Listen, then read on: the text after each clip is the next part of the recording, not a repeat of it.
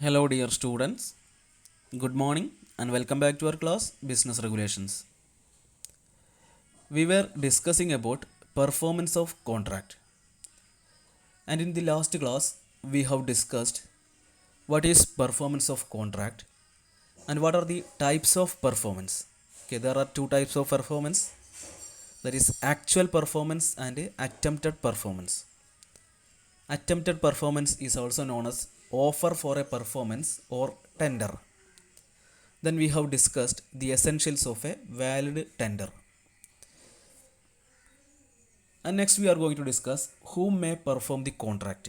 Okay, ആരാണ് ഒരു contract perform ചെയ്യേണ്ടത്? A contract may be performed by the following persons. അതിൽ ഫസ്റ്റ് വണ് പ്രോമിസർ.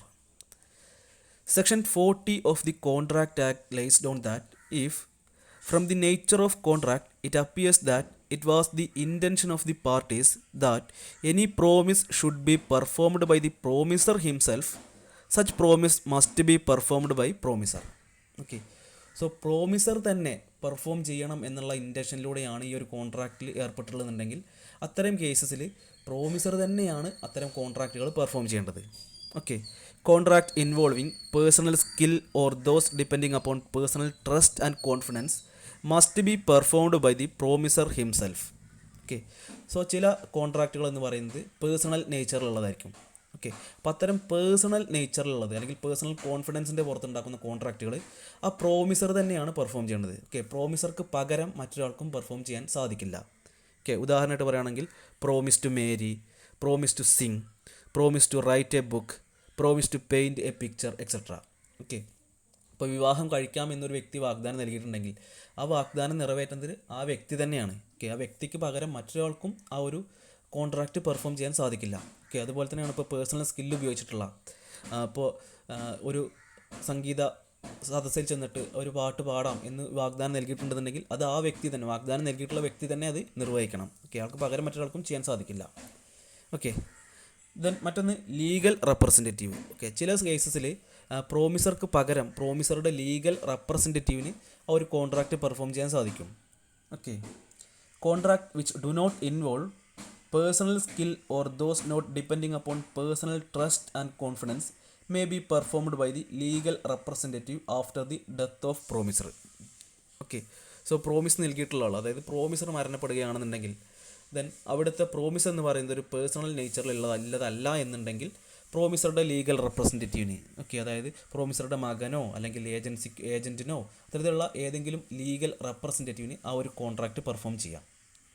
ഓക്കെ, ഇപ്പോൾ ഉദാഹരണമായിട്ട് പറയുകയാണെന്നുണ്ടെങ്കിൽ എ എന്ന് പറയുന്ന വ്യക്തി ബി എന്ന് പറയുന്ന മറ്റൊരു വ്യക്തിക്ക് ഒരു 1,00,000 രൂപ കടം വാങ്ങി തിരിച്ചു കൊടുക്കാനുണ്ട്. ഓക്കെ, അപ്പോൾ എ മരണപ്പെടുന്ന സമയത്ത് ആ 1,00,000 രൂപ തിരിച്ച് നൽകുക എന്നുള്ള ചുമതല എയുടെ ലീഗൽ റെപ്രസെൻറ്റേറ്റീവിന് വരുന്നു. ഓക്കെ, അല്ലെങ്കിൽ ലീഗൽ റെപ്രസെൻറ്റേറ്റീവിന് ആ കോൺട്രാക്റ്റ് പെർഫോം ചെയ്യാൻ സാധിക്കും അത്തരം കേസസിൽ. ഓക്കെ, അവിടെ പേഴ്സണൽ നേച്ചറിലായിരിക്കരുത് അവിടുത്തെ പെർഫോമൻസ് വരേണ്ടത്. Okay, then promisor's agent. Okay, ചില സമയത്ത് പ്രോമിസർക്ക് പകരം പ്രോമിസറുടെ ഏജൻറ്റാണ് കോൺട്രാക്റ്റ് പെർഫോം ചെയ്യുക. When the personal skill of the promisor is not needed in the performance of contract, promisor or his representative may employ a competent person, that is agent, to perform the contract. Okay, അപ്പോൾ അവിടെയും നമ്മൾ മനസ്സിലാക്കേണ്ട കാര്യം, ഇത്തരത്തിലുള്ള personal സ്കില്ലോ അല്ലെങ്കിൽ personal ട്രസ്റ്റോ ഒന്നും ആവശ്യമില്ലാത്ത സമയത്തെ ഒരു ഏജൻറ്റിന് കോൺട്രാക്റ്റ് പെർഫോം ചെയ്യാൻ സാധിക്കുള്ളൂ. ഓക്കെ, പ്രോമിസർക്ക് പകരം കോൺട്രാക്റ്റ് പെർഫോം ചെയ്യാൻ സാധിക്കുള്ളൂ. മറ്റൊന്ന് third person. A contract may be performed by a third party if the promisee accept the arrangement. Okay, ചില സമയത്ത് ലീഗൽ റെപ്രസെൻറ്റേറ്റീവോ അല്ലെങ്കിൽ ഏജൻറ്റോ ഒന്നും അല്ലാത്ത ഒരു തേർഡ് പേഴ്സണിന് തന്നെ കോൺട്രാക്റ്റ് പെർഫോം ചെയ്യാം. ഓക്കെ, അപ്പോൾ അവിടെ എന്താണെന്ന് വെച്ചാൽ പ്രോമിസിയുടെ അക്സെപ്റ്റൻസ് വേണം. ഓക്കെ, പ്രോമിസിയോട് പറയുകയാണെങ്കിൽ എനിക്ക് പകരം ഇന്ന ആൾ ഈ കോൺട്രാക്റ്റ് പെർഫോം ചെയ്യും എന്ന് പറയുന്ന സമയത്ത് പ്രോമിസി അത് അക്സെപ്റ്റ് ചെയ്യണം. ഓക്കെ, പ്രോമിസ് അത്തരത്തിൽ അക്സെപ്റ്റ് ചെയ്ത് കഴിഞ്ഞാൽ ദെൻ തേർഡ് പേഴ്സൺ വേണമെന്നുണ്ടെങ്കിൽ കോൺട്രാക്റ്റ് പെർഫോം ചെയ്യാം. ഓക്കെ, ദെൻ മറ്റൊന്ന് ജോയിൻറ്റ് പ്രോമിസേഴ്സാണ്. Okay, in case of several promisors unless a contrary invention appears the following person must perform the promise. Okay, ചില സമയത്ത് ആളുകൾ കൂട്ടം ചേർന്നിട്ടായിരിക്കും കോൺട്രാക്റ്റിൽ ഏർപ്പെടുക. ഓക്കെ, ഇപ്പോൾ 1-2-3 ആളുകൾ ജോയിൻ്റ് ആയിട്ടായിരിക്കും വേറൊരാളുമായിട്ട് കോൺട്രാക്റ്റ് ഏർപ്പെടുക. ഓക്കെ, അപ്പോൾ ആ കേസസിൽ ജോയിൻറ്റ് പ്രോമിസേഴ്സിനും അല്ലെങ്കിൽ കോ പ്രോമിസേഴ്സിനും കോൺട്രാക്റ്റ് പെർഫോം ചെയ്യാം. ഓക്കെ. അപ്പോൾ അവിടെ വരുന്നത് ഫസ്റ്റ് കേസ് എന്ന് പറയുന്നത് all the promisors jointly in case of all promisors are alive. Okay, എല്ലാ ആളുകളും ജീവിച്ചിരിക്കുന്നുണ്ടെന്നുണ്ടെങ്കിൽ, എല്ലാ പ്രോമിസേഴ്സും ജീവിച്ചിരിക്കുന്നുണ്ടെങ്കിൽ എല്ലാവരും ഒരുമിച്ചിട്ടാണ് ആ കോൺട്രാക്റ്റ് പെർഫോം ചെയ്യേണ്ടത്. Then representative of deceased promisor jointly with the surviving promisor in case of any of joint. Okay, so ഏതെങ്കിലും ഒരു ജോയിൻറ്റ് പ്രോമിസറിൽ ഏതെങ്കിലും ഒരാൾ മരണപ്പെട്ടിട്ടുണ്ടെന്നുണ്ടെങ്കിൽ അയാളുടെ റെപ്രസെൻറ്റേറ്റീവും മറ്റ് ജീവിച്ചിരിക്കുന്ന പ്രോമിസേഴ്സും ചേർന്നിട്ട് ആ കോൺട്രാക്റ്റ് പെർഫോം ചെയ്യണം. Okay, then representative of all of them jointly in case of death of all joint promisor. Okay, so കോൺട്രാക്റ്റിൽ ഏർപ്പെട്ടുള്ള എല്ലാ ആളുകളും മരണപ്പെടുകയാണ്, എല്ലാ ജോയിൻറ്റ് പ്രോമിസേഴ്സും മരണപ്പെടുകയാണെന്നുണ്ടെങ്കിൽ അവരുടെ ലീഗൽ റെപ്രസെൻറ്റേറ്റീവ് ഒരുമിച്ച് ചേർന്നിട്ട് ആ കോൺട്രാക്റ്റ് പെർഫോം ചെയ്യണം. Okay, so that's all regarding whom may perform the contract. Okay, ആരാണ് ഒരു കോൺട്രാക്റ്റ് പെർഫോം ചെയ്യേണ്ടത് എന്നുള്ളത് ഇങ്ങനെയാണ് വരുന്നത്. ഓക്കെ, അപ്പോൾ നമുക്ക് പെർഫോമൻസ് ഓഫ് കോൺട്രാക്റ്റ് പ്രധാനമായിട്ട് രണ്ട് തരത്തിൽ ക്ലാസിഫൈ ചെയ്യാം. ഒന്ന്, the performance requires personal skill or trust or confidence. മറ്റൊന്ന്, not requires personal skill or trust or confidence. Okay, അപ്പോൾ അതിൽ performance requires personal skill or trust or confidence ആണെന്നുണ്ടെങ്കിൽ അത് പ്രോമിസർക്ക് മാത്രമേ നോർമൽ കേസിൽ പെർഫോം ചെയ്യാൻ സാധിക്കുള്ളൂ. ദെൻ പ്രോമിസി അക്സെപ്റ്റ് ചെയ്യുകയാണെന്നുണ്ടെങ്കിൽ ഒരു തേർഡ് പേഴ്സൺ വേണമെങ്കിൽ അത് പെർഫോം ചെയ്യാം. ഓക്കെ, ദെൻ അത്തരത്തിലുള്ള പേഴ്സണൽ സ്കില്ല് ആവശ്യമില്ല എന്നുണ്ടെങ്കിൽ പ്രോമിസറുടെ ഏജൻറ്റിനോ ലീഗൽ റെപ്രസെൻറ്റേറ്റീവിനോ അല്ലെങ്കിൽ ജോയിൻറ്റ് പ്രോമിസർക്കോ അത്തരം കോൺട്രാക്റ്റുകൾ പെർഫോം ചെയ്യാം. ഓക്കെ, ദെൻ നെക്സ്റ്റ് നോക്കാനുള്ളത് who can demand the performance. Okay, അപ്പോൾ ആരാണ് ഒരു കോൺട്രാക്റ്റ് പെർഫോം ചെയ്യേണ്ടതെന്ന് നമ്മൾ പറഞ്ഞു. അതുപോലെ ആർക്കാണ് ഒരു കോൺട്രാക്റ്റ് പെർഫോമൻസ് ഡിമാൻഡ് ചെയ്യാനുള്ള അവകാശം. ഓക്കെ, അതായത് ഇന്നത് ചെയ്തു തരണം എന്ന് പറയാനുള്ള അവകാശം ആർക്കാണുള്ളത്. ഓക്കെ, അതിൽ ഫസ്റ്റ് വൺ പറയുന്നത് പ്രോമിസി തന്നെയാണ്. Okay, promisee can only demand performance of promisee under a contract in normal case. Okay, പ്രോമിസിക്ക് തന്നെയാണ് ഈ ഒരു കോൺട്രാക്റ്റ് നിങ്ങൾ പെർഫോം ചെയ്യണം എന്ന് അവകാശപ്പെടാനുള്ള അവകാശം. മറ്റൊന്ന് legal representative. Okay, in case of death of the promisee his legal representative can demand performance unless a contrary intention appears from the contract or the contract is of a personal nature. Okay, contract personal നേച്ചറിൽ അല്ല എന്നുണ്ടെങ്കിൽ legal റെപ്രസെൻറ്റേറ്റീവിന് performance demand ചെയ്യാം. Okay, എന്നാൽ contract personal നേച്ചറിൽ ഉള്ളതാണെന്നുണ്ടെങ്കിലോ ഒരു റെപ്രസെൻറ്റേറ്റീവിന് പെർഫോമൻസ് ഡിമാൻഡ് ചെയ്യാൻ സാധിക്കില്ല. ഓക്കെ, ഇപ്പോൾ നമ്മൾ ഒരു വിവാഹവുമായി ബന്ധപ്പെട്ടുള്ള കോൺട്രാക്റ്റ് ആണെന്ന് വിചാരിക്കാം. ഓക്കെ, എ എന്ന് പറയുന്ന വ്യക്തി ബി എന്ന് അറിയുന്ന മറ്റൊരു വ്യക്തിയെ വിവാഹം ചെയ്തോളാം എന്ന് വാഗ്ദാനം നൽകിയിട്ടുണ്ട്. ഓക്കെ, അപ്പോൾ ബി മരണപ്പെടുന്ന സമയത്ത് ബീൻ്റെ ലീഗൽ റെപ്രസെൻറ്റേറ്റീവിന് ബിയെ വിവാഹം ചെയ്യുന്നതിന് പകരം എന്നെ വിവാഹം ചെയ്യണം എന്ന് അവകാശപ്പെടാൻ അവിടെ അധികാരമില്ല. ഓക്കെ, മറ്റൊന്ന് third party. In certain cases a third person who is not a party to contract can also demand performance. Okay, ചില കേസസിൽ ഒരു തേർഡ് പേഴ്സണും പെർഫോമൻസ് ഡിമാൻഡ് ചെയ്യാനുള്ള അവകാശമുണ്ട്. ഓക്കെ, അതിന് ഏറ്റവും പ്രധാനപ്പെട്ട ഉദാഹരണം എന്ന് പറയുന്നത് beneficiary in case of A trust. Okay, നമുക്കറിയാം ഒരു കോൺട്രാക്ട് ഓഫ് ട്രസ്റ്റ് എന്ന് പറയുമ്പോൾ അതിൽ ബെനിഫിഷ്യറി അംഗമായിരിക്കില്ല. ഓക്കെ, ആ ട്രസ്റ്റ് നടത്തുന്ന ആളുകളും പിന്നെ അതിലേക്ക് സംഭാവന നൽകുന്ന ആളുകളായിരിക്കും അവിടെ അംഗങ്ങൾ എന്ന് പറയുന്നത്, അല്ലെങ്കിൽ കോൺട്രാക്ട് മെമ്പേഴ്സ് എന്ന് പറയുന്നത്. പക്ഷേ ഈ ബെനിഫിഷ്യറിക്ക് വേണമെന്നുണ്ടെങ്കിൽ, കാരണം ഈ ബെനിഫിഷ്യറിയുടെ പേരിലാണ് ട്രസ്റ്റ് ഉണ്ടാക്കിയിട്ടുള്ളത്, അപ്പോൾ അയാൾക്ക് വേണമെന്നുണ്ടെങ്കിൽ ആ ഒരു പെർഫോമൻസ് ഡിമാൻഡ് ചെയ്യാനുള്ള അവകാശമുണ്ട്. ഓക്കെ, മറ്റൊന്ന് ജോയിൻറ്റ് പ്രോമിസ് തന്നെയാണ്. In case of several promises unless a contrary invention appears the performance can demanded by the person. Okay, next നമുക്ക് ഡിസ്കസ് ചെയ്യാനുള്ളത് the legal rules regarding time and place of performance of a contract. Okay, ഒരു കോൺട്രാക്റ്റിൻ്റെ പെർഫോമൻസുമായി ബന്ധപ്പെട്ടുകൊണ്ടുള്ള legal rules അല്ലെങ്കിൽ അതിൻ്റെ time and place of പെർഫോമൻസുമായി ബന്ധപ്പെട്ടുകൊണ്ടുള്ള ലീഗൽ റൂൾസ് എന്തെല്ലാമാണ്. ഓക്കെ, അപ്പോൾ അതിൽ നമുക്ക് ഡിഫറൻറ്റ് കേസസിൽ ഡിഫറൻറ്റ് സർക്കംസ്റ്റാൻസസിൽ എന്തെല്ലാമാണ് റൂൾസ് വരിക എന്നുള്ളത് ഡിസ്കസ് ചെയ്യാനുണ്ട്. ഓക്കെ, ഒരു 5 കേസസിൽ നമുക്ക് ഡിസ്കസ് ചെയ്യാനുണ്ട്. അതിൽ ഫസ്റ്റ് കേസ് എന്ന് പറയുന്നത് where no time is specified and also no request is to be made by the promisee. Okay, so എപ്പോഴാണ് കോൺട്രാക്റ്റ് പെർഫോം ചെയ്യേണ്ടത് എന്നുള്ളത് കോൺട്രാക്റ്റിൽ സ്പെസിഫൈ ചെയ്തിട്ടില്ല. അതുപോലെ തന്നെ ആ പെർഫോം ചെയ്യേണ്ട സമയത്ത് പ്രോമിസിയുടെ റിക്വസ്റ്റും ആവശ്യമില്ലെന്ന് വിചാരിക്കുക. ഓക്കെ, അതായത് ഇപ്പോൾ പെർഫോം ചെയ്യണം എന്നുള്ളൊരു റിക്വസ്റ്റ് പ്രോമിസ് നൽകേണ്ടതായിട്ടുമില്ല. ഓക്കെ, ആ കേസസിൽ എപ്പോഴാണ് കോൺട്രാക്റ്റ് പെർഫോം ചെയ്യേണ്ടത്? According to section 46 of the contract act, when the time for performance is not specified in the contract and the promiser himself has to be perform the promise without any request or demand by the promisee. In this regard, the contract in such cases must be performed within the reasonable time.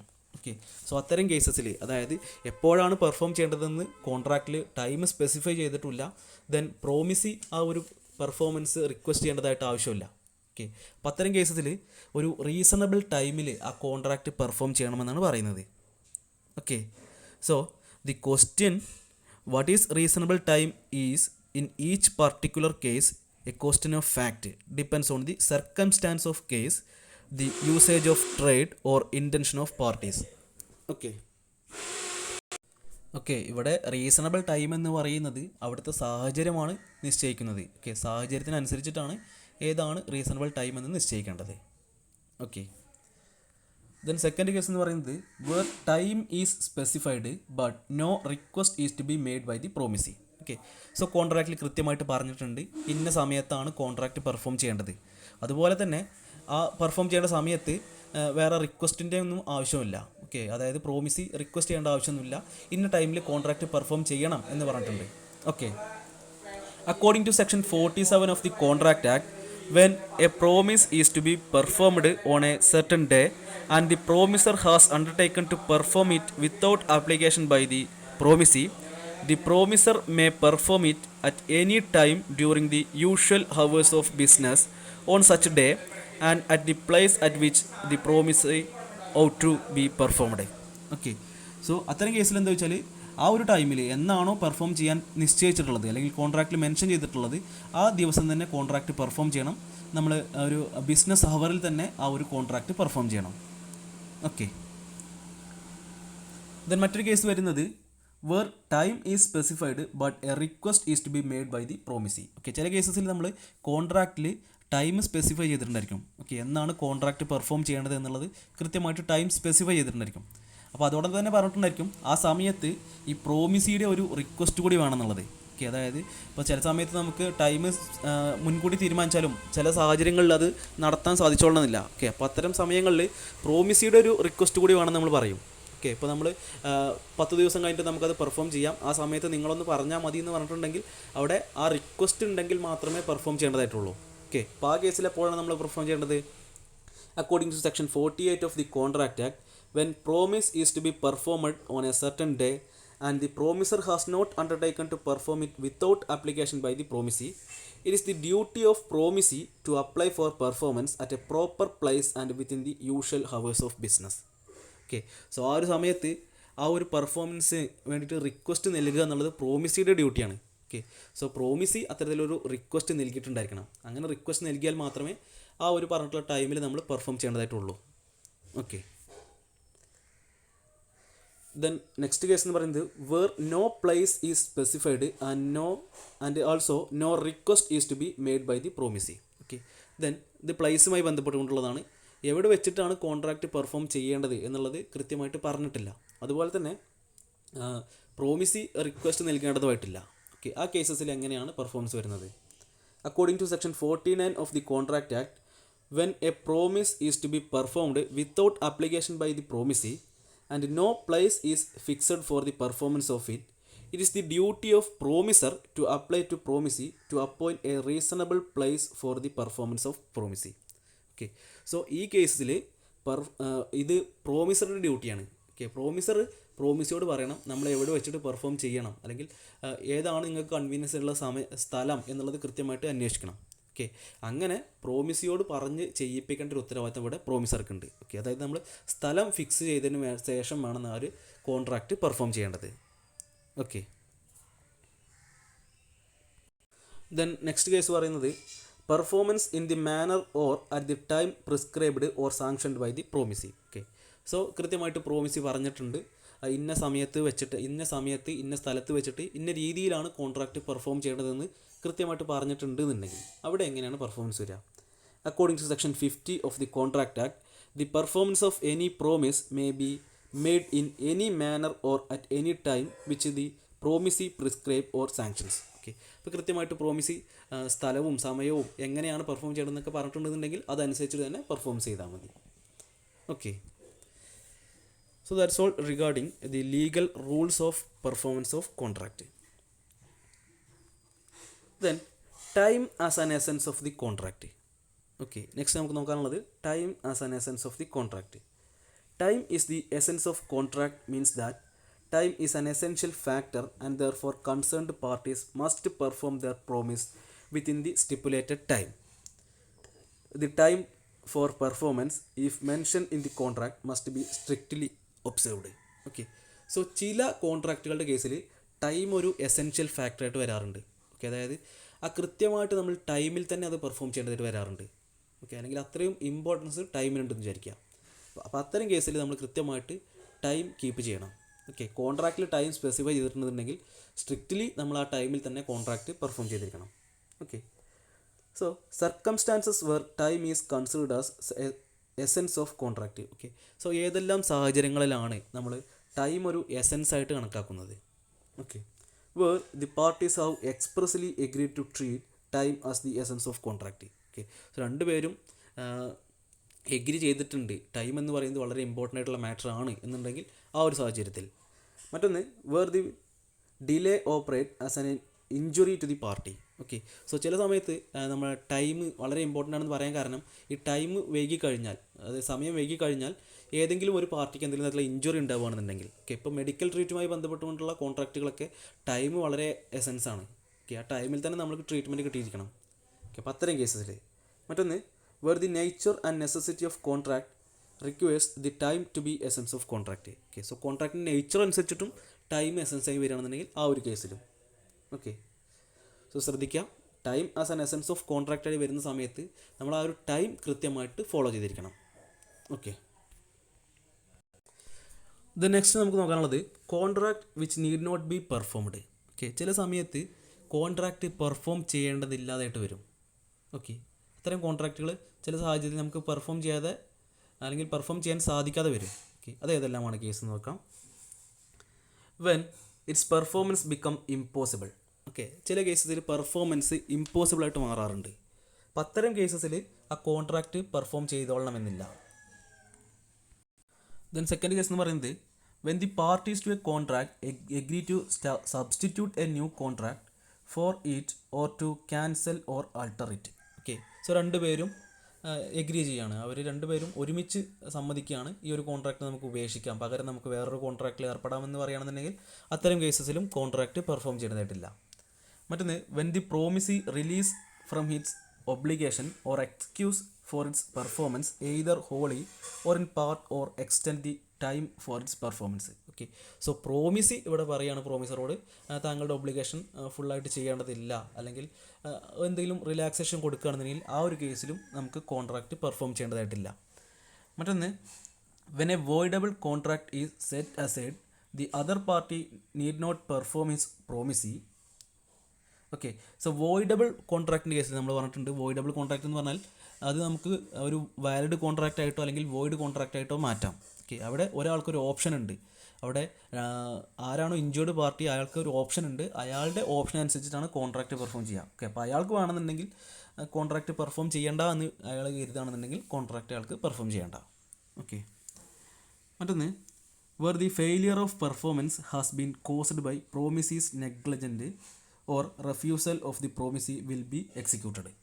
Okay, so പ്രോമിസിയുടെ എന്തെങ്കിലും negligence കൊണ്ടാണ് ഇങ്ങനൊരു case വരുന്നുണ്ടെങ്കിൽ ആ ഒരു കേസിലും contract perform ചെയ്യേണ്ടതായിട്ടില്ല. മറ്റൊന്ന്, when the contract becomes illegal. Okay, നമ്മൾ കോൺട്രാക്റ്റിൽ ഏർപ്പെടുന്ന സമയത്ത് അത് ലീഗലായിരുന്നു, പിന്നീട് നിയമത്തിൽ എന്തെങ്കിലും മാറ്റങ്ങൾ വരികയോ അല്ലെങ്കിൽ കണ്ടീഷനിൽ എന്തെങ്കിലും മാറ്റങ്ങളൊക്കെ വരികയാണെന്നുണ്ടെങ്കിൽ അത് ഇല്ലീഗലായിട്ട് മാറും. അത്തരം കേസിൽ ആ കോൺട്രാക്റ്റ് പെർഫോം ചെയ്യേണ്ടതായിട്ടില്ല. Okay, so these are the contract which need not be performed. Okay, അപ്പോൾ ഇന്ന് നമ്മൾ ഇത്ര ഡിസ്കസ് ചെയ്യുന്നുള്ളൂ. നമ്മൾ ഡിസ്കസ് ചെയ്തത് പെർഫോമൻസ് ഓഫ് കോൺട്രാക്റ്റുമായി ബന്ധപ്പെട്ടുള്ള ഡിഫറൻറ്റ് ലീഗൽ റൂൾസിനെ കുറിച്ചിട്ടാണ്. Okay, thank you.